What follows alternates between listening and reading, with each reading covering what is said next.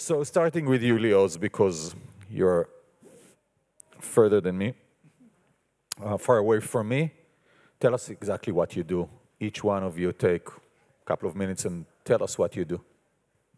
So first of all, I would start by saying that my name is Leo Zamar. I was injured during my army service.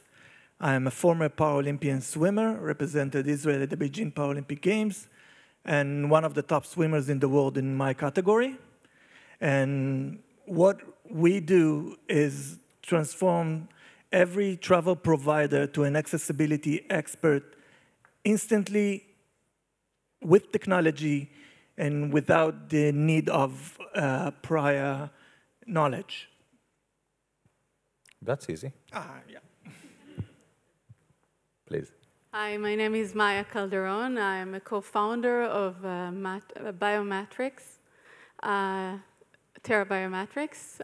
We're doing engineering bacteria, and we're sequencing the soil's health with biosynthetics in order to solve the issue of carbon storage in the soil.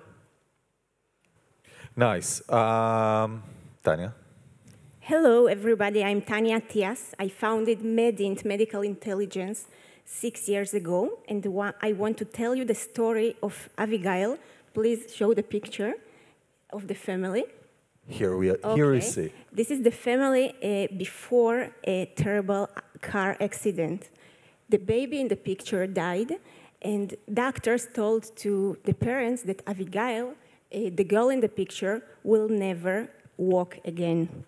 So this family came to Medint, Medical Intelligence unit for medical information, and asked Medint team to find out any piece of valuable information about a possible treatment, a possible procedure, anything that could help, and very fast. Medint team worked for only 24 hours and located a center in Pittsburgh and a specific procedure, very accurate and very relevant, specifically to Abigail. And she went through the procedure, and she's walking again. So Medint is the first in the world medical intelligence unit. Imagine just like 8200 for medicine. Imagine a lot of analysts collecting and analyzing different data in different languages and provide answers and accurate information to support medical and clinical critical decisions. Jonathan? Hi. So first of all, I'm feeling very privileged to be here because I'm one of the few non-Israelis who are on stage. He lives in Brazil. I do. I'm Argentinian. I live in Brazil, which is also something. It can't work. Something unique because Latin America is always left out from international congresses, so I'm really happy. And also I'm running an NGO, which is very uncommon because most of you are running social businesses. So yeah, what is it that we do? It's Migraflix, an NGO that I founded in Brazil in 2015, which promotes the economic inclusion of refugees and immigrants through cultural entrepreneurship. So we work pretty much within the creative economy, and we provide training and opportunities by connecting refugee and immigrant entrepreneurs with sales channels and microcredit opportunities. Nice. So, Leozi, we go back to you, and you started with your experience, personal, and the fact that you were injured, et cetera, et cetera. But what's the largest dream, the large dream that you try to promote, and how can it actually happen in a world which is very tough to people with, disabilities? Yeah, so my dream in general is to create an equal travel market. A dream where all travel providers will be able to book a holiday for assisted travelers, seniors and the disabled. A dream where a holiday is a holiday for everyone, like... And how do you do it? So we found the way through technology, and we took it differently by attacking the problem from the B2B sector, coming from business to business and helping travel providers become accessibility experts because they are not. And they can't understand the bits and bytes, and I can give you just one example and a glimpse of how complex it can be from the hotel point of view. So finding an accessible room is a challenge because, shockingly, there isn't one standard for an accessible room in the world, and each room looks different.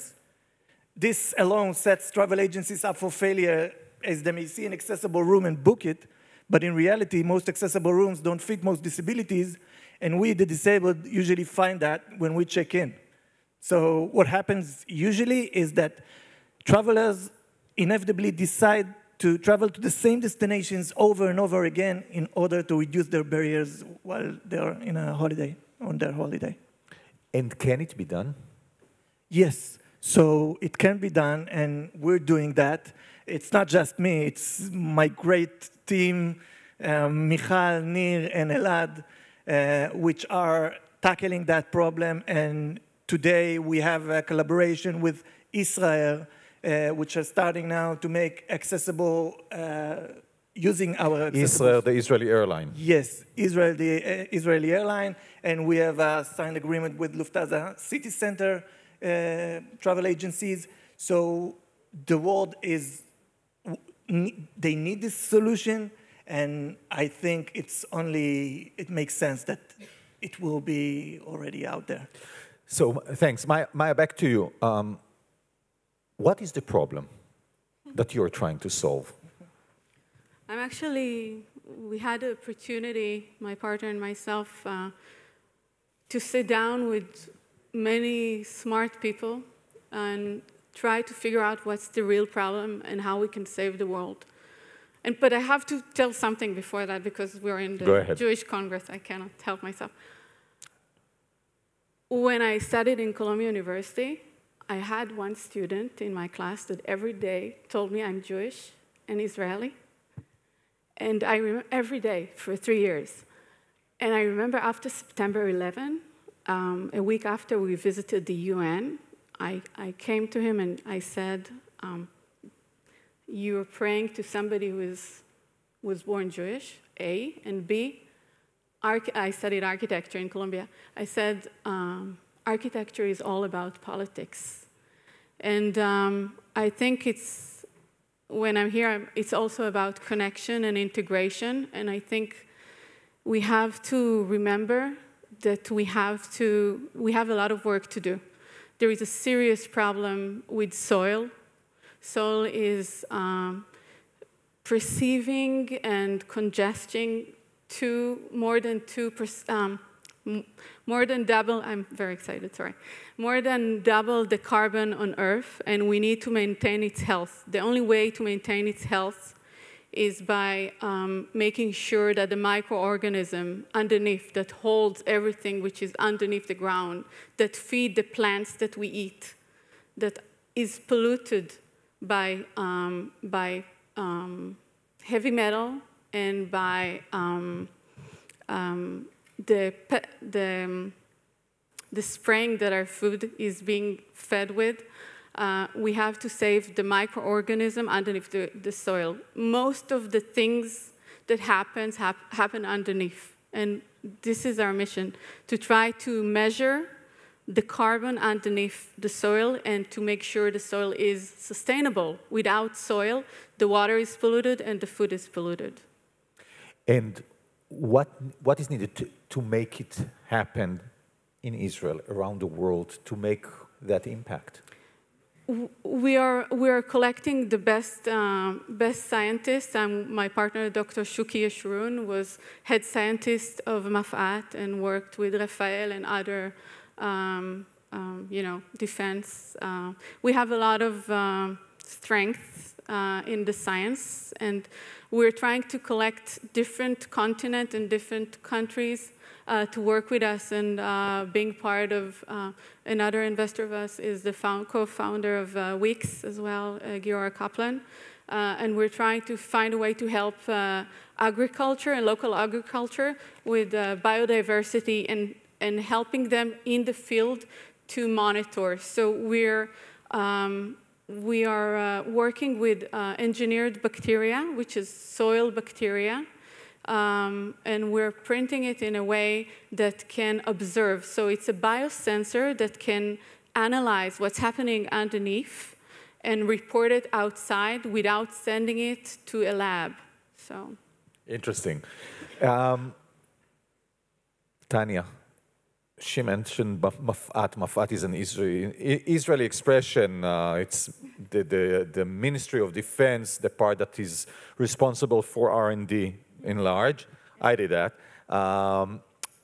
You've mentioned 8200, A200, which is used to be the SIGINT intelligence and currently the cyber intelligence, but that's a brand name for excellence in Israel, and you're trying to use that to do exactly what? And looking forward, you said gather all intelligence, medical intelligence. Can it be done globally? Can Israel be a light to the nations in that term, not only for Avigail that we saw, but for a guy sitting in China or in Australia or in Brazil, suffering the same problems, and you'll find him where him or her where to go? Will it happen in all languages, Definitely. all nations? Definitely, and I will explain you our path to explain how we make the biggest change. So we're helping patients for 6 years. We have a lot of data, but after 6 years, I realized that this impact is not enough. We help thousands of patients, and it's not enough because it's one-on-one. So we decided to defocus this company and to start to serve hospitals and physicians during the last year. Today, we're working with 2 huge hospitals in New York where physicians deliver inquiries, medical dilemmas to Medint through their phones and through their computers, and within hours, they get accurate, relevant answers specifically to their patients. And still, I'm realizing that this impact is not enough. So I realized that we have a lot of medical data, not about the patients and not about treatments and repurposed drugs, but we also collected data on how smart researchers analyze and collect data.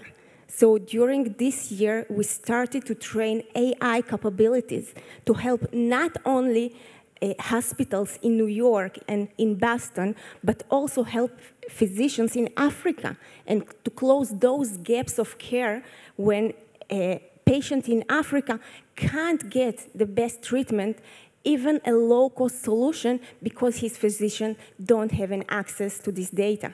So our vision is to create this access to unbelievable amount of medical data everywhere, in Boston, in Africa, in India, for every patient.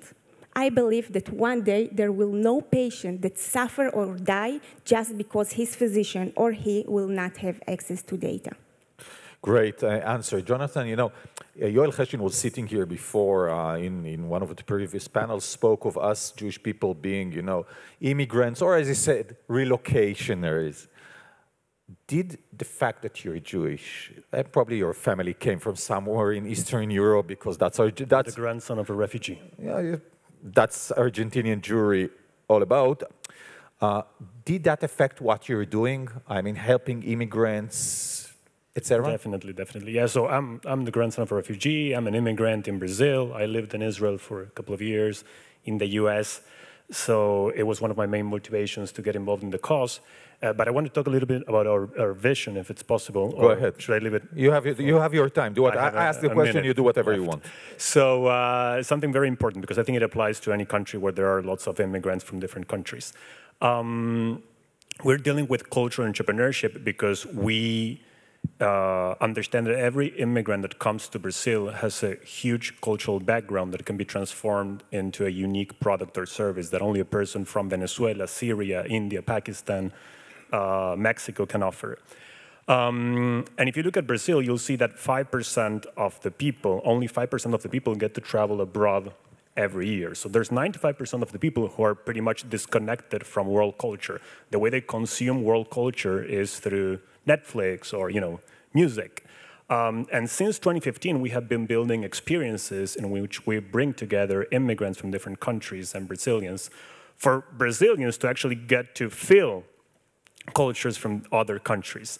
So our vision is really to make sure that immigrants are not the problem that we need to deal with, but actually the solution. Immigrants become the main channel through which the host community gets to connect with other cultures. And I think that in the world that we live in, which is a globalized world, it's extremely important for every single citizen to be able to connect with world culture. So through Migraflix, 95% of Brazilians get to connect with other cultures in a way that they wouldn't be able to do it. One last question. Our time is up, but I have to ask you to follow up on that. Do the Brazilians know that you're Jewish and very much connected to Israel? I mean, because we're speaking here about impact, and obviously Israeli companies doing impact, it's very obvious that it is connected to Israel, all the three of them. But you operate in Brazil. As a Brazilian company, do they know that connection, or? Yeah, they do know that I'm Jewish, and even refugees know that I'm Jewish, and we've been working with many Syrian refugees, even Muslim refugees. And which does a double impact, because they come from a very hostile area vis-a-vis Israel. And I lived in Israel, so they know that I lived in Israel, and it's been quite interesting, quite an interesting journey. Great. Everything is fine. So I want to thank Jonathan, Maya, Lioz, and Tanya. Thank you so much for joining us today, guys.